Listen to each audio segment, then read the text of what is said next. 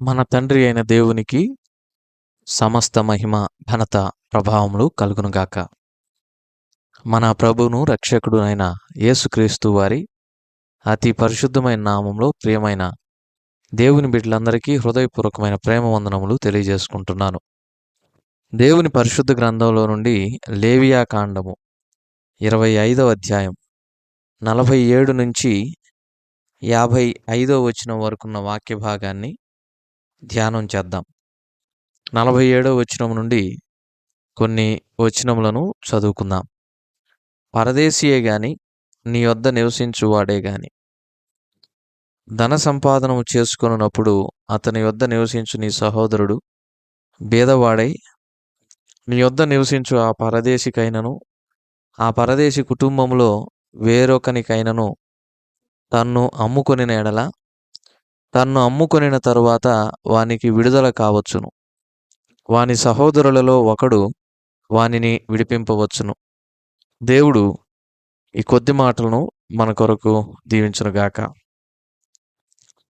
ప్రభునందు ప్రియమైన సహోదర సహోదరులారా, చదవబడిన ఈ వాక్య భాగమును మనం గమనించినప్పుడు ఇశ్రాయేలీలలో ఎవరైనా ఒక పరదేశి వచ్చి కాపురం ఉండి ఆ పరదేశి ధనవంతుడైనప్పుడు ఇశ్రాయేలీల్లోని ఎవరైనా ఒక బీదవాడు ఆ పరదేశి దగ్గర మరి సేవ చేయటానికి కుదిరినప్పుడు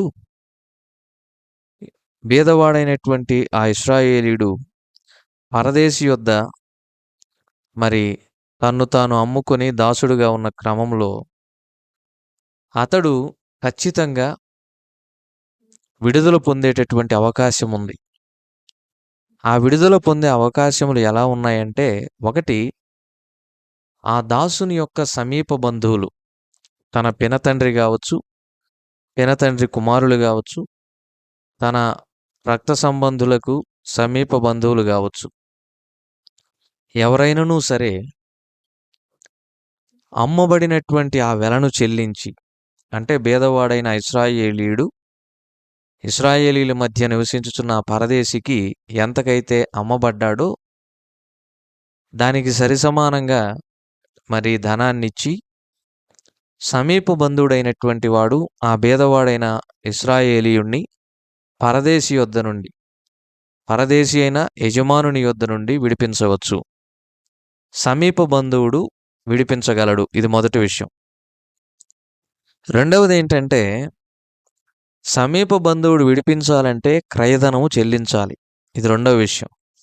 క్రయధనమును చెల్లించాలి. ఆ తర్వాత ఆ ఇశ్రాయేలీయుడు యజమానుడైన పరదేశి నుండి సునాద వత్సరమున విడిపించబడవచ్చు. అంటే 50వ సంవత్సరమున విడుదల పొందవచ్చు. ఇది మరి ఒక పద్ధతి అన్నమాట. ఒక ఇశ్రాయేలీయుడు బీదవాడై ఉండి పరదేశి దగ్గర దాసుడుగా ఉన్న క్రమంలో అతడు విడిపించబడటానికి ఇన్ని రకాల మార్గములు ఉన్నాయి. సమీప బంధువుడు విడిపించవచ్చు. రెండవది, క్రయధనము చెల్లించినటువంటి వాడు, సమీప బంధువుడుగా ఉన్నవాడు విడిపించవచ్చు. రక్త సంబంధి కావచ్చు, సహోదరుడు కావచ్చు, వంశంలో ఉన్నటువంటి వ్యక్తి కావచ్చు, క్రయధనము చెల్లిస్తే విడిపించవచ్చు. ఆ తర్వాత క్రయధనము చెల్లించి సమీప బంధువుడు విడిపించవచ్చనే ఒక పద్ధతి ఉంది. ఆ పద్ధతి కాకుండా ఇంకొక పద్ధతి కూడా ఉంది. ఏమిటది?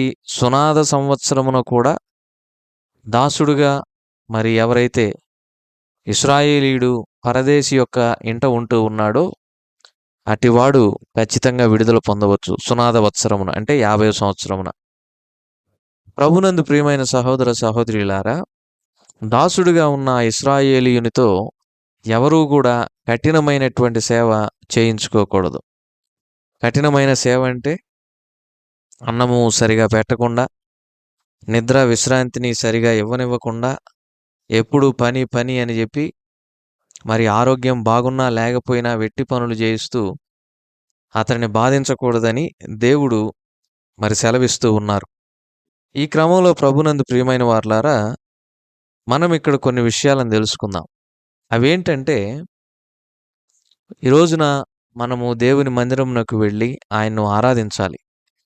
ఈరోజు ప్రభు దినం గాబట్టి, ఆరాధనకు అవసరమైనటువంటి మాటలను మనం జ్ఞాపకం చేసుకుందాం. అవేంటంటే, చూడండి, ఒక బీదవాడైన ఇశ్రాయేలీయుడు పరదేశి యొద్ద దాసత్వం చేస్తూ ఉన్నాడు. దాసుడుగా అమ్మబడ్డాడు. అతను ఎలా విడిపించబడాలి అంటే, మొదట మనం ఏమని చూసాం? అతన్ని విడిపించేటటువంటి సామర్థ్యం సమీప బంధువునకు ఉంది. ఎవరి సమీప బంధువు? ఆ బీదవాడైన ఇశ్రాయేలీయుడు ఎవరికి సాదృశ్యం? పరదేశి పరదేశి అయిన ఆ యజమానుడు, ధనము కలిగిన ఆ యజమానుడు ఎవరు అనే విషయాన్ని మనం చూసినప్పుడు, ఇక్కడ కొన్ని సాదృశ్యాలను అలంకార రూపంగా మనం తెలుసుకోవాలి. ప్రభునందు ప్రియమైన వారలారా, ఆ బీదవాడైన ఇశ్రాయేలీయుడు మనకు గుర్తుగా ఉన్నాడు.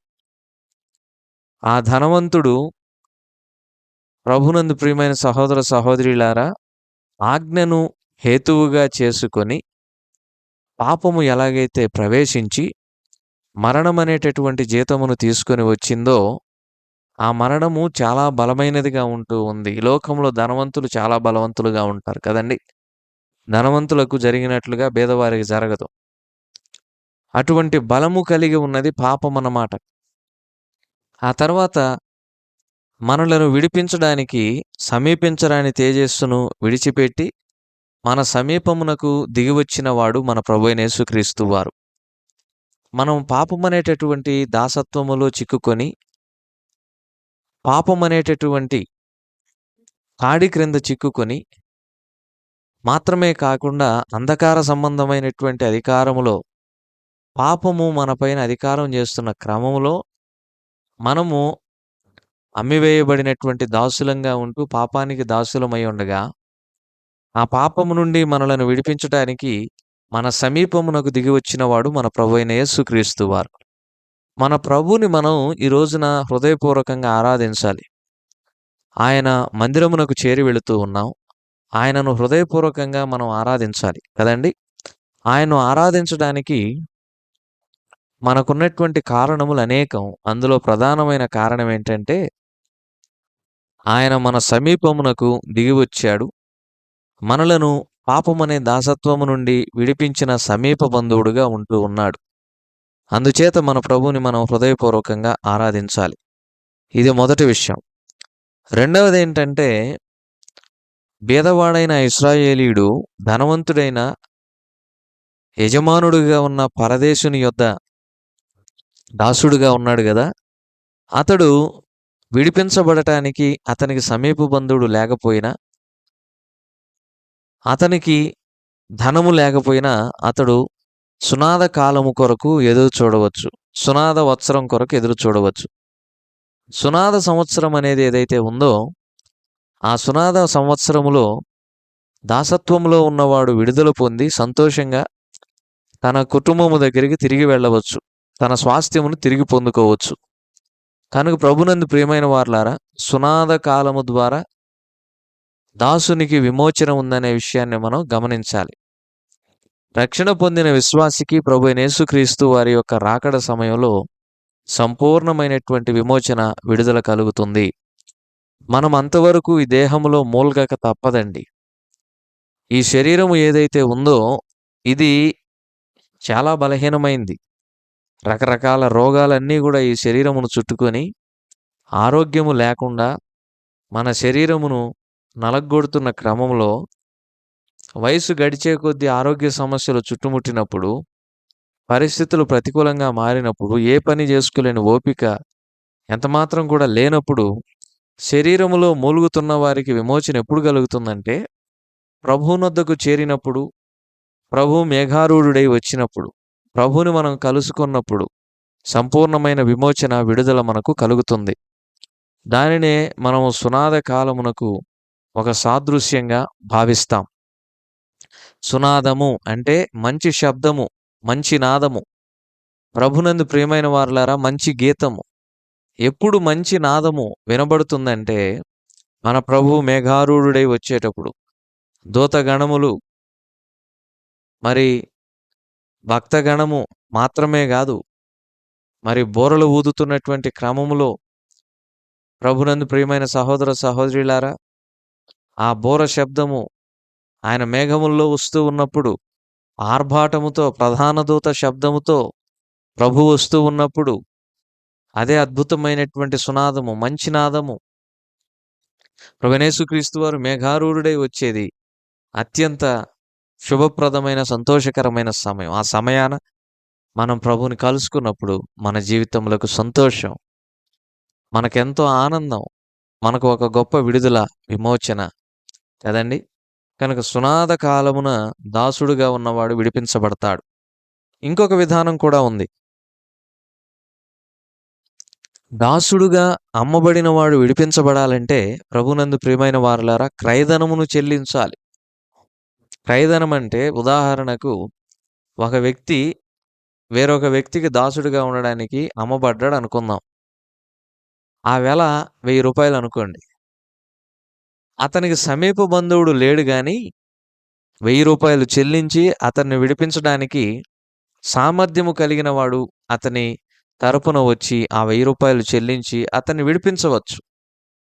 ప్రభునందు ప్రియమైన సహోదర సహోదరులారా, చూడండి 48వ వచనం, లేవియాకాండం 25 అధ్యాయం. తన్ను అమ్ముకొనిన తరువాత వానికి విడుదల కావచ్చును. వాని సహోదరులలో ఒకడు వానిని విడిపింపవచ్చును. ఇశ్రాయేలీయుల్లో ఎవరైనా సహోదరులు, ఇక్కడ ప్రభువా నా సహోదరుడు ఎవరు ప్రభువా అని చెప్పి ఒక ప్రశ్న ప్రభువుని అడిగినప్పుడు ప్రభువు వారికి మంచి సమరయుని ఉపమానం చెప్పారు. తర్వాత ప్రభువే వారిని అడిగారు, వీరిలో ఎవరు నీకు సహోదరుడుగా ఉన్నాడని చెప్తే అన్యుడైన సమరయుడు, మంచి సమరయుడనే చెప్పారు. లేవీయుడు కాదు, యాజకుడు కాదన్నారు వాళ్ళు. ప్రభునందు ప్రియమైన వారలారా, ఎవరైనా సరే ఈ దాసుడుగా ఉన్నటువంటి వ్యక్తిని విడిపించడానికి సామర్థ్యం కలిగిన వాడైతే అవసరమైనటువంటి ఆ క్రయధనమును చెల్లించి దాసుణ్ణి విమోచించవచ్చు. మన కొరకై క్రయధనమును చెల్లించిన వాడు మన ప్రభు అయిన యేసుక్రీస్తు వారేనండి.